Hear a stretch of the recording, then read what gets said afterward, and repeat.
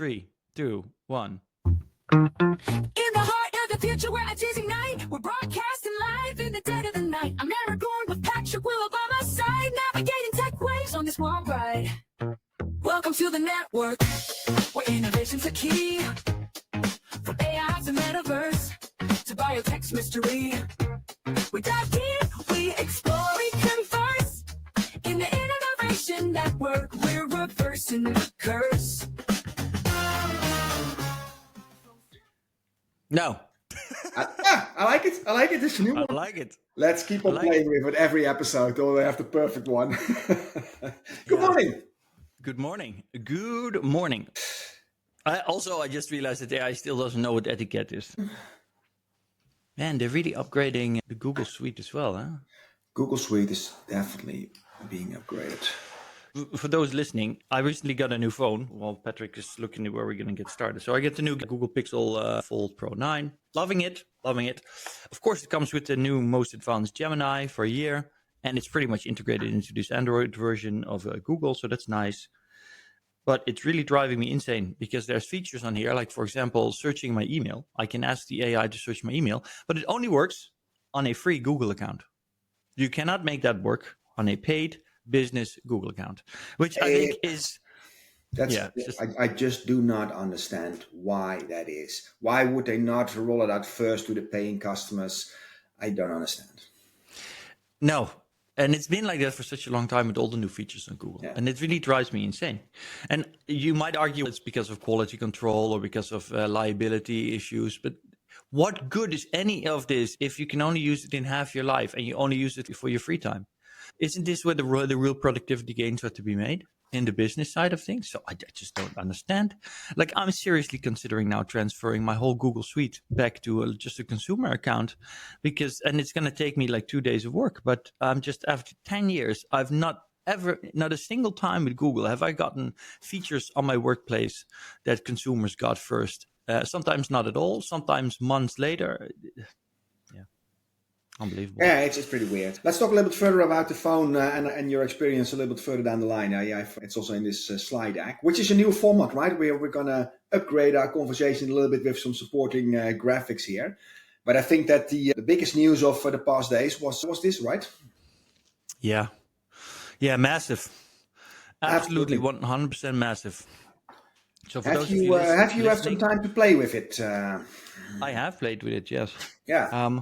So for those of you that cannot see the screen, because you might be listening to this in the car or something like that, OpenAI released a preview or 0.1 preview this week. Yeah. So what that means is that they're working on a new model. This is not the ChatGPT 5 model. This is something in between.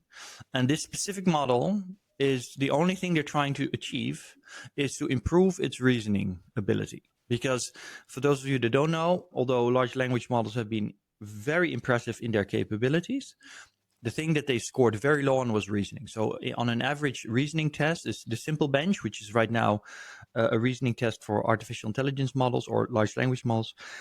The best model, Claude 3.5 Sonnet, which has been reigning for a while now, scored about a 27% score.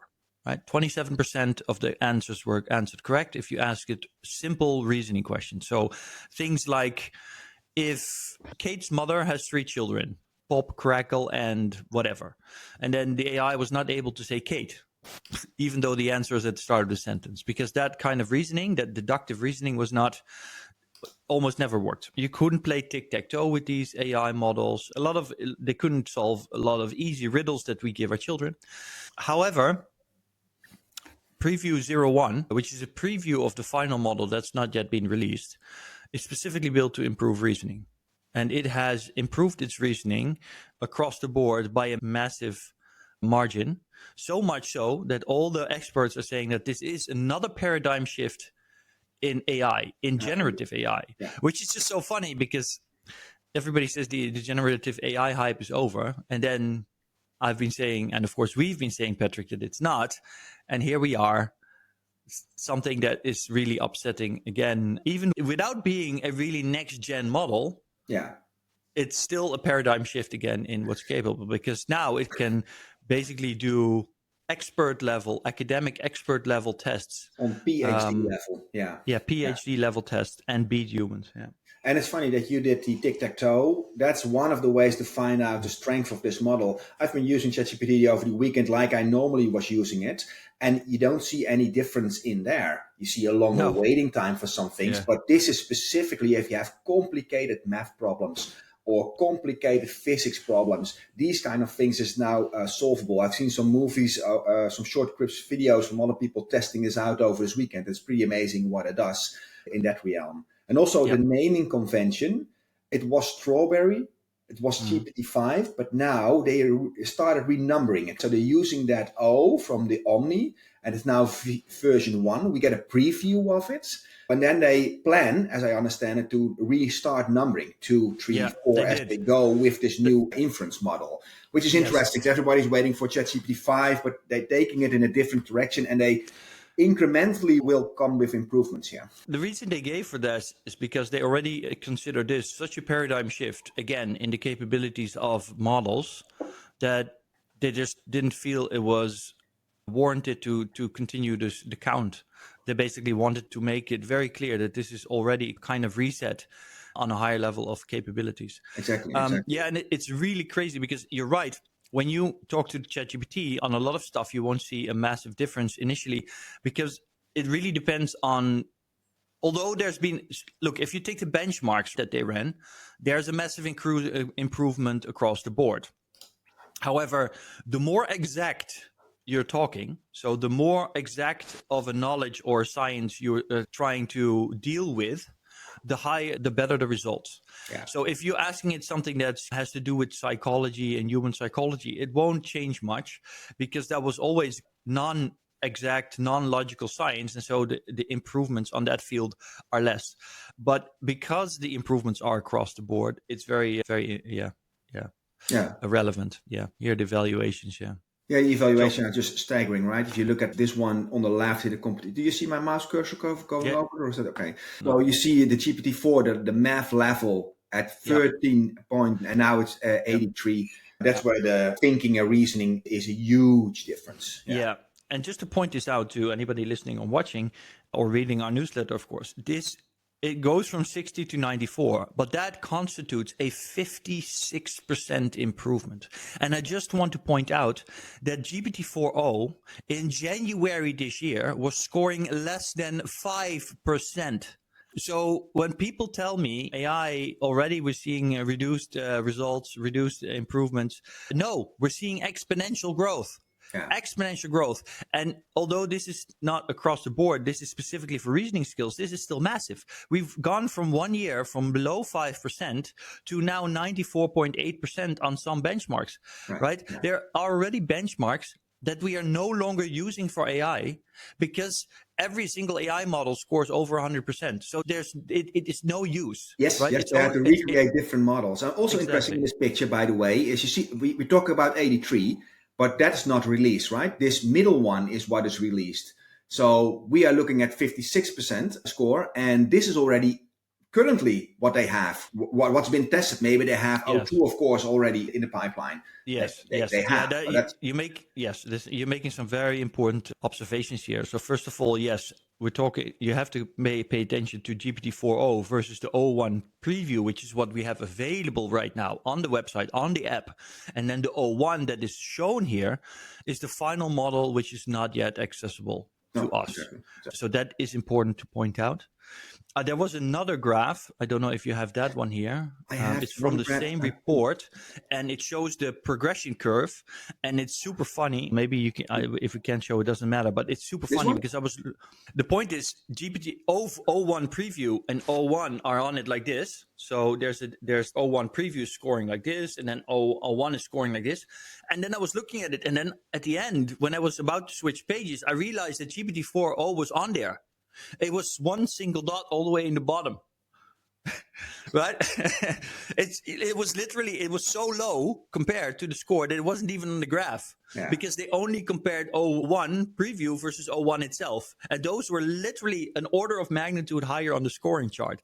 And that is just a massive difference. Yeah, people. Yeah. I also like this picture from Jim Fan, the delta between the old model and the new model, and now using the inference. And yeah, it already had chain of thought thinking in it, right? People had these kind of posts where you see, give me the step-by-step reasoning that you do it now. But that is now increased massively. That's basically what's happening here. Yeah. And another interesting point is that the step by step. So that's one of the things that they implemented much further. But they also did it in a new way, because before the step by step thinking also required a lot of data that was labeled by humans. Right? So to train these models. But this model was actually trained on data that was labeled by an AI. Right? So they used an AI in a certain kind of mechanic to filter out. They had AI answer questions, and then they had the AI filter out, okay, which questions were answered correctly, and then which were the best answers. And despite the reasoning maybe not being human or whatever, they told the AI to just then continue with the good answers and filter them further down, so to speak, simplifying this. And so what we're already seeing here is a transition where we're using AI to train AI in a way, not directly, but we're using it to influence the training program, which is already the first step in the flywheel that we're expecting to see with AI. And they create more data. Exactly. And that's the second thing. Yes. So we're using AI, in this case, not particularly to create more data directly, but we are using it to filter out the data that we have to get only the high quality data and then specifically train on that.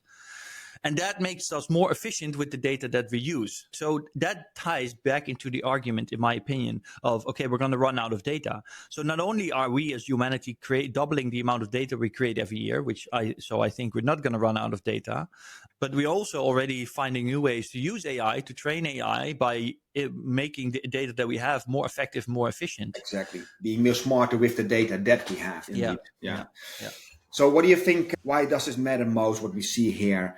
This matters, of course, most because now it's already in a model that's available to people, which means that in 1 year from now, this will be available in every single model for everyone. We will see another order of magnitude improvement by the same measure, because this was within 8 to 10 months from 4% to this. So we'll see the next thing in the next 12 months without any doubt. I have no doubt about it. That means that by the end of next year, we will be beyond human reason logic level with every single AI available. That means that every single job that was dependent on reasoning skills, anything, a single task that was dependent on reasoning skills, which up to this point was basically still the last bastion of human capabilities to outperform AI, will be gone. And that will only tie more into the whole development and accelerate the timeline again on my expectations for job displacement and changing and robotic development. Yeah. And also, in the meanwhile, it also improves the relationship that we have, right? I like the fact that it has this more chain of thought kind of reasoning. Gemini does it a lot. If you ask a question, all of a sudden it says, I stop here, I'm a language model. And if I then rephrase my prompt differently, it suddenly does give answer. And I'm already like, come on, think it through. And this is exactly what's happening here now. You don't have to think that deep over your prompt anymore. It more understands what you want to achieve and tries out different routes to get to the answer for you, which makes it more a human-like conversation, a more pleasurable conversation for me. Yeah, what I'm still worried about is guardrails, because last night again I ran into guardrails with AIs. I simply asked something like it had something to do with jailbreaking something, but it wasn't jailbreaking that would lead to something illegal. I don't even remember what it was right now. But basically the AI goes straight out of the gate. I can't answer this question. And I think that my belief is that any kind of restraints on this kind of thing ultimately limit us in our ability to progress, right? Because if an AI or us are not truly able to think freely about any problem, to think out of the box even, then we're not going to be able to solve things. And whenever you place guardrails on anything, any thought process, you're making assumptions on what kind of thoughts are acceptable for a positive outcome. Yeah. But you don't know if you don't know the possibilities themselves. So you're just guessing, and so you're just haphazardly restricting thought. Yeah. And I think that in and of itself will always lead to a negative outcome at the end of the day. So we'll need to find other ways around that. Over time, I'm sure that will come. It's all going so fast that I do understand that people are worried and taking it step by step, and that those step by step is already running, right? Yeah. I would almost rather see that if an AI is asked a certain particular question, and it is I don't know. I'd rather see some that kind you of see the alarm unfiltered system. answer and the filtered answer or something like that. No, the problem is it's minority report, right? What I was thinking, what I wanted to say was I'd rather see that an AI report back. Okay, somebody asked me to create a biochemical virus that can kill millions, and this guy is in the New York neighborhood because the IP address is this and this, blah blah blah, and this is the account. I would rather see something like that. But then I was thinking that comes down to Minority Report, because then we're going to see people starting getting arrested just because they're exploring these ideas. And I know for a fact, because I have friends that are like this, that there's people that just do this to see what's possible. So that's the thing, is that limiting ChatGPT in its ability to do this really doesn't help anybody, because on the dark web, these models are still available. And it will be 2 months later before a model of ChatGPT version 01 will be available on the dark web that can be used for this kind of thing, but it's going to be available. Yeah. And then people might say, well, yeah, but at least there the police can find it and they can take action. Yeah, that might all be true, but it's like playing against it. Yeah. So what I did notice somewhere this week, that was going through that paper from OpenAI, that whole chain of thought thing is what they now capture better than before. So they do know the whole line of reasoning behind it. That was an interesting thing. That's not actually true. Is it not true? Because the big problem here is that they can't be sure that the reasoning that the AI presents, because even now, right? If you they could manipulate us. Yeah, so 01 gives you a reasoning, a train of thought, but we don't know if that's actually if it's actually the train of thought that she or he or whatever it used to get to the end result. That's what we're being presented. And we know for a fact that sometimes what they present us with the chain of thought process is not actually the way they got to the final answer. So it's a black hole. This is funny, by the way, because companies like Klarna, who are now actively using large language models already in their customer service, they have a legal obligation to explain to customers why certain decisions were made. And this, by the way, also goes for the more narrow algorithms that are already being used by chatbots, by Facebook, etc. And so when they have to explain why they made a certain decision, they had to put systems in place that then figure out why the AI made the decision. But actually, the two are completely unrelated. So they come up with a reason why the AI did something, usually after the fact, and they have no idea whether that was really why the AI did it. Hey, but that's not so different from how humans sometimes behave and reason after the fact why they did behave in a certain way. You're right, but that's of course a thing most humans will not underline or admit. Exactly. We all make emotional decisions impulsively, and then we rationalize that afterward. Yeah, you're absolutely right. Yeah. Hey, this was of course the most important one, but there's way more in the past weeks that we've seen. So let's pivot to another one. I will share my screen again, and here we go. This was also pretty interesting, right? We've been talking about this for quite some time.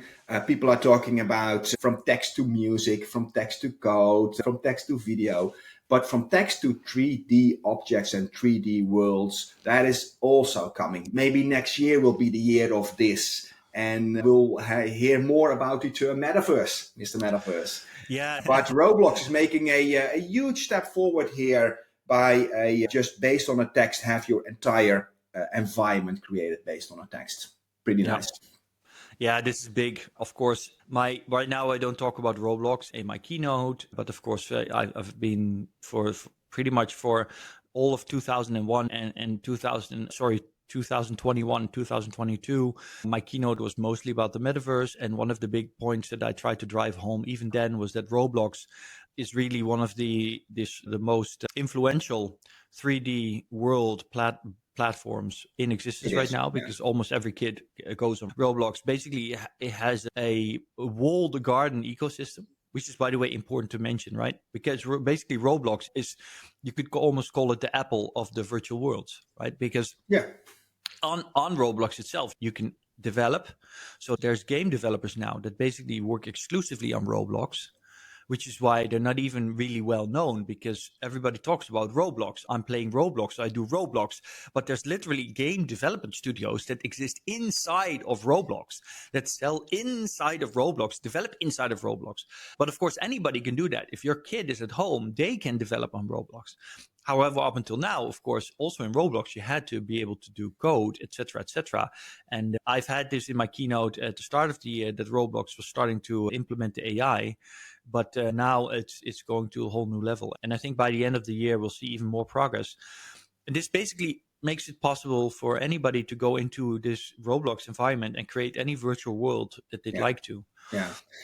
And there's another thing that I noticed. Let me see if I don't have it on slides, but Shopify has made an integration to immediately have a commerce store on Roblox. And this sounds easy, but when I was in Salesforce, we created a lot of virtual worlds. We basically did that during the Corona time to do executive meetings. But from that, we got into different formats of that. We made complete stores. And I really pushed hard for integration from Commerce Cloud. And Salesforce Commerce Cloud is one of the biggest commerce platforms in the world. To have that integration in 3D worlds, it was very difficult to get that acceptance. And now I see this because it's so smart. The moment you're in a game, you want to click on something and buy it. They know your profile, you have your credit card, it's just one click buy and you have it and you continue. Or you create something. You create your own shoes in a 3D world, in a current environment, you click on it and you have it. That is a significant step forward in making these it's more the same ease of access as Apple Pay, yeah? Why is Apple Pay so good? Why was Apple Pay better than Google Pay? Because Apple was really smart about rolling it out really quickly and then making it super easy to use. Like one click, you buy, go. People love that. Google Pay is now catching up, but this is the same concept in Roblox, right? You want to lower that bar for people to make a purchase, and they're doing that. But Adidas, which I've been showing in the keynote, and I think you have it in your keynote too, I'm not sure, but Adidas has been opened a store in Roblox this year as well. So the fashion brands are also onto this. There's kids out there that care, many kids, like the average kid spends up to 8 hours a week in virtual worlds. Most of them are on Roblox. There's 80 to 90 million kids every single day on Roblox. They're in these virtual worlds. I was at my little cousin. It's not actually, he's one of my godchildren. But yesterday, I bought him a new racing wheel, and he plays the racing games. They're all on Roblox. Yeah. Right. And and this game, you know how it works? You drive a car, and for every mile you drive, you get credits. And with the credits, you can then buy a house in this game. And this is all gamification to keep people in the game, because once you build up, oh, now I have a house here. Now I have a garden here. Oh, I bought a bigger villa. Oh, now I have a boat. But you drive with your car. So I bought him a racing steer because that's what he wanted, to drive around the car. But that's what they do. And then these brands come in there, because then there's Adidas. And then, I bought some Adidas. And then he gets older, he's 16, then you can buy Adidas shoes in Roblox, and you get real shoes with it. And then you can go to school and you can show off that you got the Roblox shoes, but everybody also knows that you got the digital shoes. This is the kind of mindset that most millennials even don't have. That understanding of that a 3D world being as impactful and important to life for a younger generation as the physical world is. Yeah, no, totally agree. And the fashion brands, they're getting onto that. Adidas has been really good at that. Yeah. Okay, let's pivot to another I really love this. Let's go into this. Yeah, this is. I was already playing with NotebookLM. I usually use this. For those who do not know, this is a Google application. It's called NotebookLM. And it's super easy to create a notebook and upload any document or link anything. And it makes a compilation of that. And I have made one example of this. I just upload the situational awareness document from, what's the guy's name? I don't know his name anymore, but from Leopold Aschenbrenner. So I uploaded one PDF here. And you can easily then have a summary of the documentation, a frequently asked questions, a study guide, a table of contents. So you can consume documents very easily. You can also have a range of documents here. But this is what they've done now. They have now basically created a complete podcast based on that information. I already pre-created this because it takes a little bit while to know. Let me see here. It takes a few minutes, right? It doesn't take long. I just want to point that out. It's not like you're waiting half an hour. But too long for this for this recording. Yeah. All right, so we've got a pretty intense report to dive into today. Yeah, definitely not our usual stroll through AI news. This isn't just someone saying AI is changing things. This is like The big old warning siren. exactly. And from someone who was in the trenches. Leopold Aschenbrenner, not exactly a stranger to AI. Exactly. Yeah. This is someone respected in the field, and even the people he agrees with on AI are nervous about this. Think about it. He dedicated the whole thing. Let me just pause so we don't have to play the whole. It's incredible. What keeps blowing my brain, because I was doing this last night, and for those of you watching that are into gaming, yesterday I was playing the first Descendant, and I was playing, and I wanted to get a guide on one of the new characters I had, but I didn't want to stop playing because that's how I am. But when usually I have to watch a YouTube video or something in it. So what I did was I gave the website of the guide of the character to NotebookLM. So I kept playing. Notebook was generating. And 5 minutes later, I opened the podcast with the guide on the character. And then while I was playing, I listened to the podcast to learn how to play the character. This is a fantastic example, because why is this so important? This is how you consume loads of data, condense it in the way that you would like to have it. Maybe you like to read it and you have a frequently asked questions, or maybe you want to listen to this and you have now this podcast, and look at how natural that conversation was. This is really the future of digesting information. Absolutely. And if you think about, this is an experimental product, right? Right now, it only has one kind of style, which is American kind of conversational radio podcast. You might argue like, oh, they're overly optimistic or positive, or everything's amazing, stuff like that. But it's just so incredible, because this opens up a whole new way of exploring content. And if I think about myself, I remember that for years and years, I couldn't read books that had real knowledge in them. Let's say The Singularity is Near, for example, by Ray Kurzweil.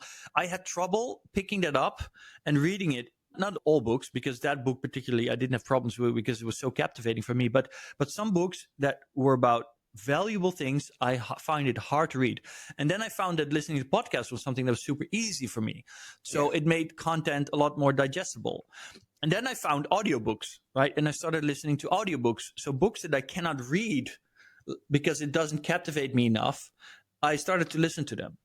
But this now opens up that same kind of thing for so many topics that you might really have trouble getting into because the content that's available is not digestible. I could literally take a scientific paper, upload it to this AI, and then listen to a podcast about it in the car. So rather than on the level that you want to consume it, translate like I'm 15 or I'm super smart. Yeah. So complicated ideas get way more easy to digest, which is super. Exactly. Because, yes, exactly. So rather than me having to wait until my favorite podcast person discusses the topic and breaks it down with an expert so that I can understand it with my pea brain, now, as soon as the paper comes out and I see it on X, I throw it to NotebookLM and I can listen to it. And this is day one. We don't have any tweaks right now. This is day one. This is day one. A year from now, I can set this podcast to exactly the style I want it to. I can say I just want it to be one guy telling me a story about it, or I can have it set that it's culturally better suited to Dutch people. I don't know. All of that's going to be possible, right? Yeah. And this, I love what you state there, basically, because indeed I listen to so much different podcasts, but now you can basically, out of that podcast and all that content, curate for yourself, okay, this is what I find interesting, and generate me a 10 or 15 minute podcast, digest it I have a 20-minute walk rather than a 3-hour conversation with Lex Friedman. Condense it into this 30 minutes walk for me. Yeah. It's all possible. And hey, Gemini, I'm recording my weekly newsletter for Innovation Network with Patrick, and I just want you to say hi to the audience. Just say hi. So I can't use notes and lists yet when we are live. For now, going live is great for things like chatting, finding answers, or brainstorming new ideas. Okay, it highlights two things. It highlights that somehow Google Gemini is not capable of understanding that it is an entity I speak to. She really struggles with this. ChatGPT doesn't. Claude doesn't. Google Gemini, for whatever reason, has real trouble thinking about itself as an entity that I'm engaging with, and I want the entity to take action. However, what you did also notice is the speed at which she responds, which is already 1 million times better than ChatGPT. I still don't have the new voice model. We're still all waiting for this, but the Gemini voice model right now is literally on par with in my personal opinion, with the ChatGPT voice model that we're still waiting for. I really love it. But now I can already ask her to look in my email, like I said at the start, but not in Workspace. But now imagine this, 1 year from now, I'm in the car in the morning, and maybe I already made it a routine so that she knows that I do this every morning. And I tell Google Gemini, okay, just start my Monday morning podcast. And what she will instantly do is she will take my Google News feed, which I have curated over the years. So all the topics in there are things that are relevant to me, right? About science, AI, whatever. She takes that news feed and she just starts a podcast about that based on NotebookLM. And so I, in the train to home, have 1 hour every morning on Monday where I listen to a podcast with all the most relevant information that I am interested in. And it's just made in a custom-made podcast. And this ties back into what I've been saying about Netflix and the future of content creation and entertainment, where we basically create custom content for ourselves all the time. This is the first step. This is just the audio layer. Video layer is already progressing. It's going to be there as well. Exactly. So on your commute on the way back, you might not want to have the news. You want to have a little bit of laid back, and then you're watching to your custom created Netflix series based on your emotional state. So that's how it's going to be. Yeah. And the cool thing is that this also, I just realized while talking to you, that this might introduce a new kind of paradigm shift also in consumption. Because why does most media make news about negativity? It's just because we as people are more like attuned to risk and danger, right?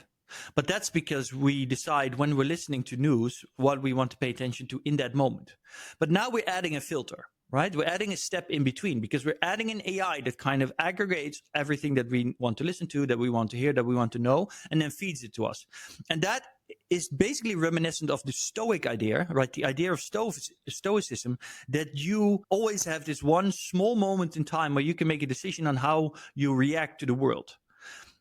By adding this extra step, we can decide how we interact with the world, not in how we react, but in what we consume. Because if we tell the AI that we want a podcast, we can tell the AI when we are not influenced by the negative news that we're looking at, so it's not pulling our attention in a way yet, not influencing our thinking, we can say, I know I have a tendency to listen only to negative news, but I would like to hear more positive news because it's not good for my mental state. So I want you to give me the most important news, but just make sure that it's more positive than negative, whatever.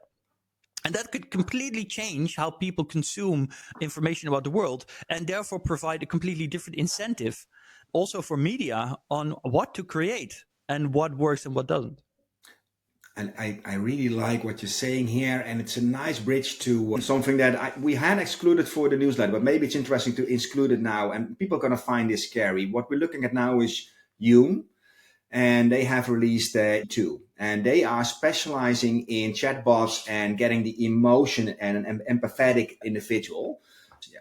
This one is big because basically it tells from your webcam how you're feeling. Yeah, so people are going to be scared about this, right? So you see me, let me be angry, see disgust and sadness, or I'm really happy. You see how quickly it responds to my facial expressions, which could on the fly influence the story that you just said in all kind of ways. Look, I could already go into a sales call now with my client, turn this on and set my PC up so that instead of my webcam, it shows my client's webcam while I'm on a call with them and it's showing me their expression.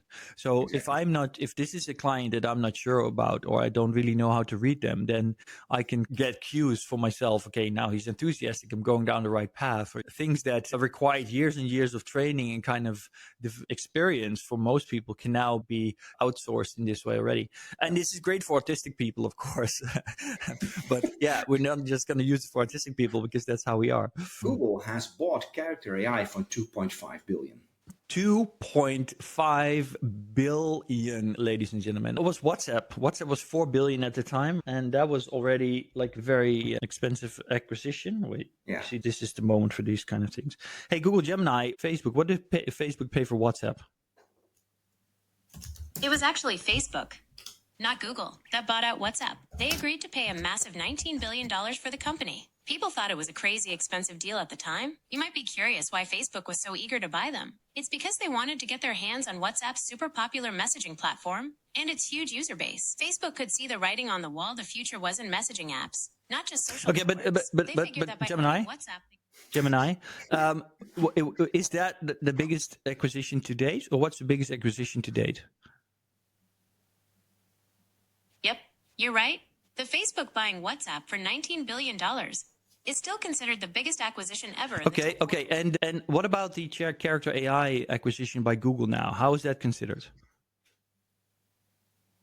There's been rumors of Google potentially getting involved with character AI, but so Oh far my it's just God. speculation. They haven't officially acquired the company yet. It's hard to say for sure what'll happen. Google's pretty tight. Okay, so she's not up to date on this, and I think Well, that the it's not reason up to date, that or some other things happen because when you said that, I browsed some links. I used those links to prep our newsletter, and those links are now not working anymore if I look them up via Google. So I don't know what's going on here. This is weird.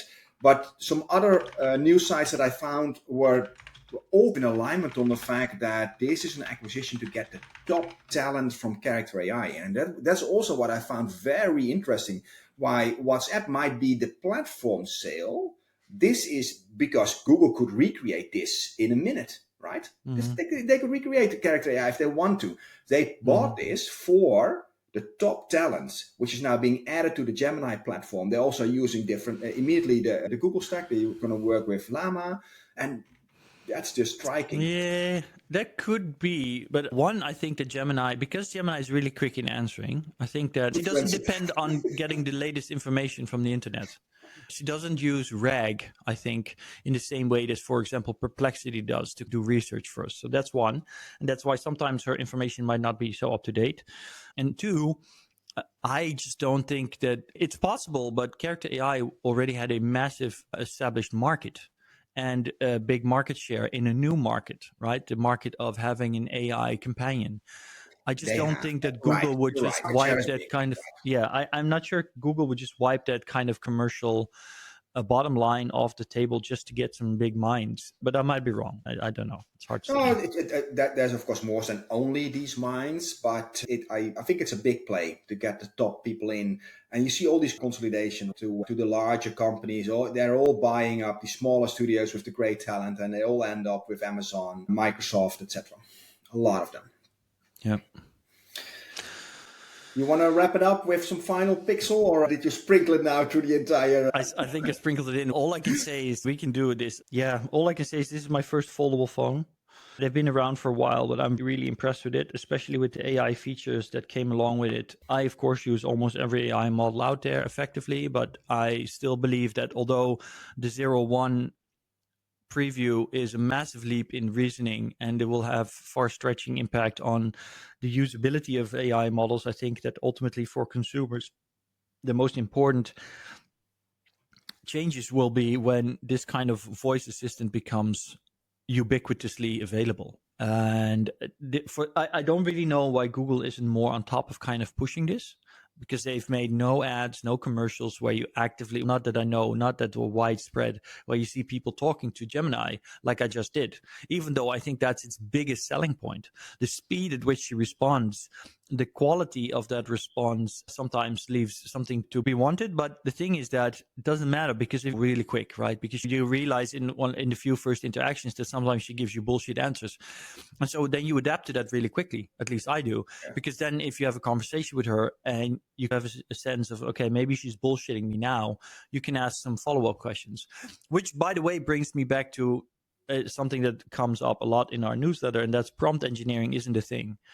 Right? We need to develop our good communication skills and critical thinking for ourselves so that we can spot the kind of potential bullshit and then keep asking better questions. Yeah. That's what's relevant. And you don't need to be a prompt genius to do that. Of course, having a best practice, can you explain to me step by step your reasoning? That's great. But that was also great for humans, right? We just didn't use it. So we're becoming aware now of things that have always been best practices because now they're becoming more and more relevant, because we're seeing them in a new light. And with that, I'm going to leave it. I'm going to go to Suno. Is there anything you want to say before I do our outro? Do the outro, man. It was a pleasure. It was a pleasure. It was an absolute pleasure. Okay, I need to share the right one so that we get the day. And we're going to the next one on the list. Second one.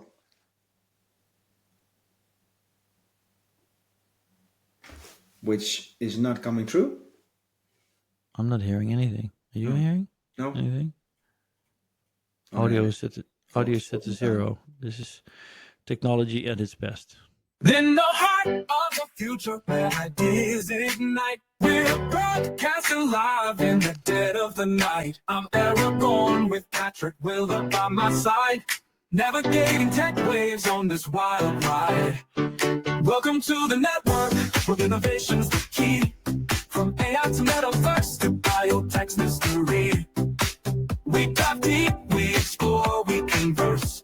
In the Innovation Network, we're reversing the curse. From Silicon Valley's to digital skies, we're the herald of change. Where the next big thing lies.